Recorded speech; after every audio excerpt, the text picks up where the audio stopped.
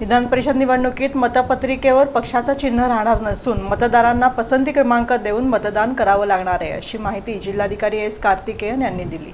सोलापूर स्थानिक स्वराज्य संस्थांच्या विधान परिषद निवडणुकीसाठी येत्या 18 मे रोजी सकाळी 8 ते सायंकाळी 4 या वेळेत जिल्ह्यातील 6 मतदान केंद्रावर मतदान होणार असून त्यासाठी 616 मतदार आहेत। यातील दत्तात्रय नडगिरी यांचा मयत झाल्याने या निवडणुकीत 715 जण मतदान करणार आहेत, अशी माहिती जिल्हाधिकारी तथा निवडणूक अधिकारी एस कार्तिकेयन यांनी दिली। यंदाच्या विधान परिषद निवडणुकीत मतपत्रिकेवर पसंती क्रमांक देऊन आपले मतदान करता येणार आहे। मतपत्रिकेवर उमेदवारांचे मराठी आणि इंग्रजीत नाव, पक्षाचे नाव असणार आहे, परंतु पक्षाचे चिन्ह नसणार आहे। या निवडणुकीमध्ये नोटा हा पर्याय नसणार आहे, ही माहिती जिल्हाधिकारी कार्तिकेयन यांनी दिली। मतमोजणी 22 जून रोजी जिल्हा नियोजन भवन येथे सकाळी 8 वाजल्यापासून होणार आहे। मतदानासाठी सोलापूर जिल्ह्यात 6 मतदान केंद्रावर मतदान होणार असून यात कुर्डवाडी उपविभागीय अधिकारी कार्यालय येथे 80 मतदार, उत्तर सोलापूर तहसील कार्यालय येथे 188 मतदार, दक्षिण सोलापूर तहसील कार्यालय येथे 89 मतदार, पंढरपूर तहसील कार्यालय येथे 100 मतदार, मंगळवेढा तहसील कार्यालय येथे 62 मतदार, अकलूज उपविभागीय कार्यालय येथे 97 मतदार हे मतदान करणार आहेत। तो एक आमच्या पूर्ण सोलापूरमध्ये 6 मतदान केंद्र असणार आहेत।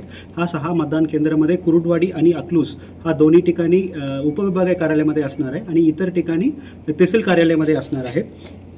या व्यतिरिक्त सगळ्या उमेदवारांच्या 2 उमेदवारांच्या आणि सगळ्या मतदारांच्या विनंती आहे की आपला जे काही पसंती क्रमांक आहे तो अंकात लिहिणे अपेक्षित आहेत। आपल्याला अंकात लिहिण्याच्या बाहेर कशा पद्धतीने मतदान करायचे तो सुद्धा बाहेर बोर्डमध्ये लावण्यात येईल। या व्यतिरिक्त मतदान केंद्राच्या आतमध्ये कोणतेही इलेक्ट्रॉनिक गॅजेट आणि पेन घेऊन जाण्याच्या अनुमती नाही आहे।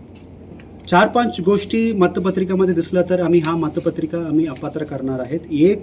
एका नावासमोर एकापेक्षा जास्त पसंती क्रमांक टाकणे तो अपात्र होईल।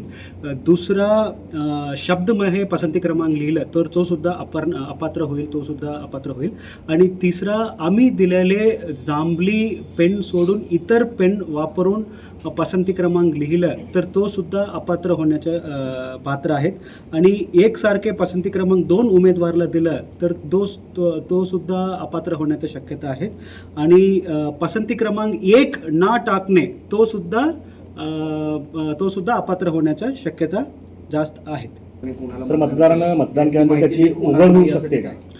नक्की मी सर्वांना सांगू शकतो, सगळ्या उमेदवारांना आणि सगळ्या मतदारांना मी सांगू शकतो की असं पद्धतीनं ओळख होण्याची शक्यता नाही आहे। आम्ही मतपेटी ओपन केल्यानंतर सगळं मत एकत्र टाकणार आहे, तो पूर्णपणे आम्ही मिक्स करणार आहेत। मिक्स करूनच आम्ही काउंटिंगमध्ये देणार आहोत। त्यामुळे कोणत्या मतदार कोणाला मतदान केलं तर असं बाहेर माहिती मिळाल्याची शक्यता कुठेही नाही।